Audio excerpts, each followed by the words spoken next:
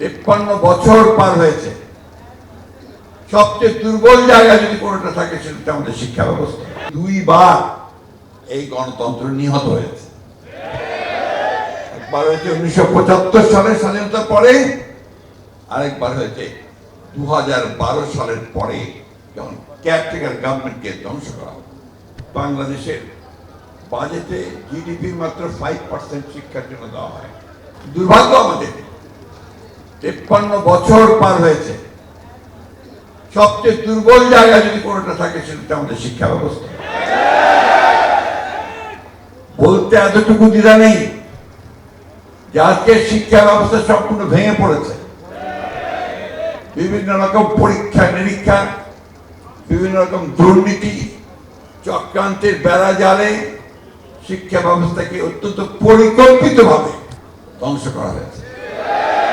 অনেকটা জাতিকে যদি উপরে উঠতে হয় তাহলে অবশ্যই শিক্ষাকে ভিত্তি করে তাকে উপরে উঠতে হয়।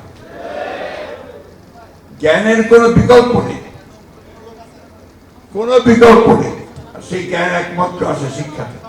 যে দলটি কিছুদিন আগে দাবি করেছে যে তারা গণতন্ত্রের সবচেয়ে বড় পুরোধা, তাদের কারণেই দেশে স্বাধীনতা এসেছিল 1971 সালে, তাদের কারণেই দেশে গণতন্ত্র এসেছে, তারা গণতন্ত্রের কথা বলত। সেই দলটির কারণেই দুইবার এই গণতন্ত্র নিহত হয়েছে। একবার হয়েছে 1975 সালের স্বাধীনতার পরে, আরেকবার হয়েছে 2012 সালের পরে, যখন কেয়ারটেকার গভর্নমেন্টকে ধ্বংস করা হয়।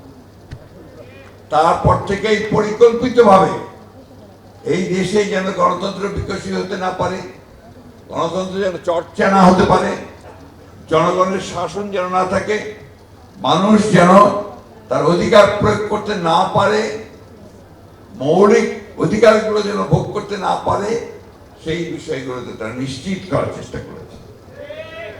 আপনারা দেখেছেন বৈষম্যের পাহাড় গড়ে তুলেছে। একদিকে নিজেরা হাজার হাজার কোটি টাকা লুট করে দেশের বাইরে পাচার করেছে,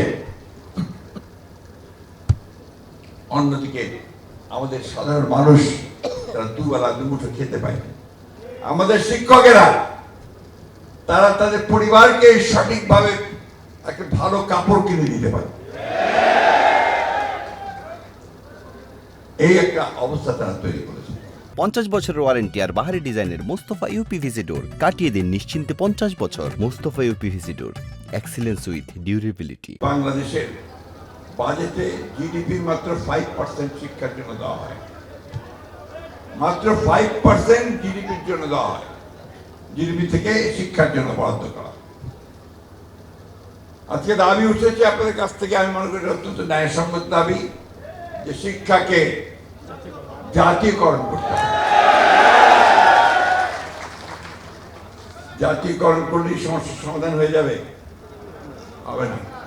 অতীতে শিল্প কলকারখানা সব জাতীয়করণ করা হয়েছিল, তাতে করে লাভ হয় নাই। আবার শিল্প কারখানা বেসরকারি খাতে তুলে দিতে হয়েছে শিল্পকে, তাই না? অর্থাৎ আপনি যদি দিতে না পারেন, ডেলিভার করতে না পারেন, আপনি যদি জাতির প্রয়োজন মেটাতে না পারেন, তাহলে এটাকে জাতীয়করণ করে কোনো লাভ হবে। সবার আগে যেটা প্রয়োজন হবে, আপনারা সবাই শিক্ষিত মানুষ, এখানে আপনাদের নিজেদেরকে একটা উপলব্ধি আনতে হবে যে আমি যে পেশায় নিয়োজিত হয়েছি সেই পেশাটি হচ্ছে শুধু আমার নয়, এটা আমার জাতি গঠনের পেশা।